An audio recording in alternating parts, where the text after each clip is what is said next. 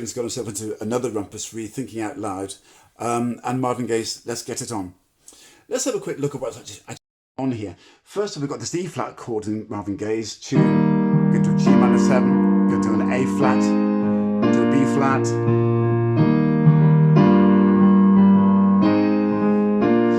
and I can play that back, and I can put some bluesy piano over the top.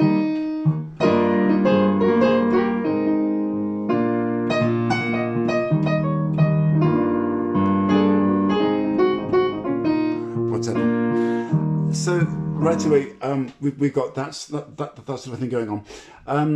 Now then, you can put any number of riffs over the top of that. Of course, we've got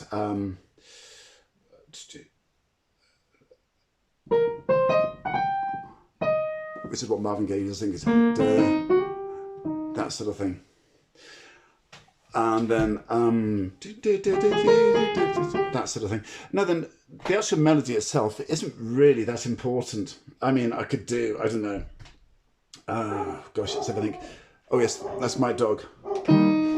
My dog needs feeding today. Oh, he does. And he's a good dog. He is. Sorry, that's a bit of a... anyway, sorry, my dog started barking, I thought I'd integrate that. So that's the basic sort of thing there. And the fact that Ed Sheeran's got his tune, which is... and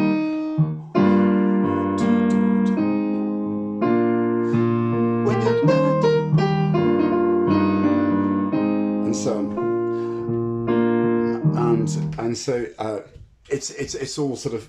well, the basic tune is so improvised that whether it's Marvin Gaye's or Ed Sheeran's, it doesn't really matter.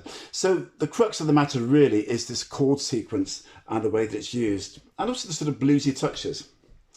Now then, really what's happened, of course, E flat is it's a fairly good key for the keyboard, but it's not so good for the guitar, of course.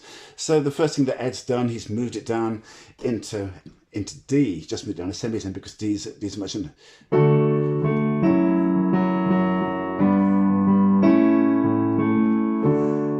Now then, there's one small difference. I've got this F sharp minor chord here, which of course is a direct transposition of Marvin Gaye's.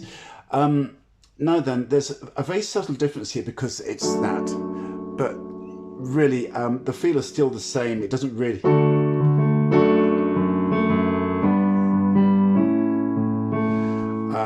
and Ed's got a sort of guitar sort of thing.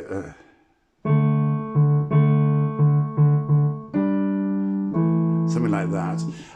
It's still the same basic feel with the same bass line there. So we can see how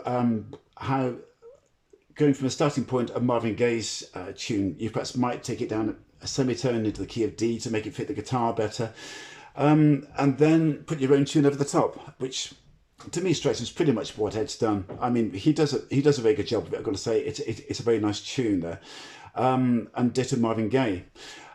So then we've also got the bridge.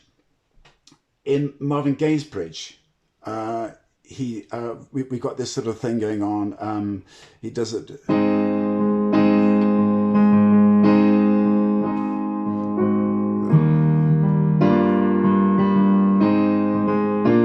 So we've got this long held A flat chord.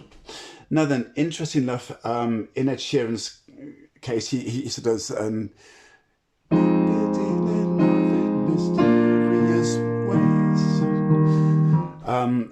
So it's a very similar sort of bridge, although of course in Ed Sheeran's case it's actually he actually sort of moves it down to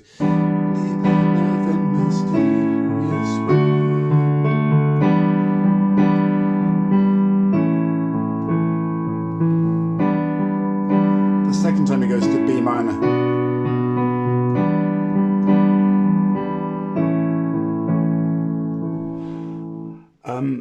So the whole sort of thing is the whole structure is the same. That middle bit, I mean, if you got this F minor chord in Marvin Gaye's tune, it's just basically this A flat chord, and then it goes.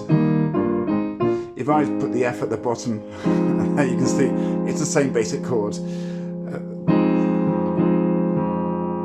and then of course in Marvin Gaye's case he might do that. So the bridge has got similarities too in terms of melodic structure. So there's that, well, I think the overall instrumentation and the feel of the thing, it's quite obvious to me that Ed Sheeran has taken Marvin Gaye's tune as a starting point and moved on from there. The question is to what point you can claim plagiarism, because of course the chord sequences arguably can't be copyrighted, although at the same time, if anybody can find a chord sequence, well, that rising bass line there, the chords subtle difference, I would discount that myself.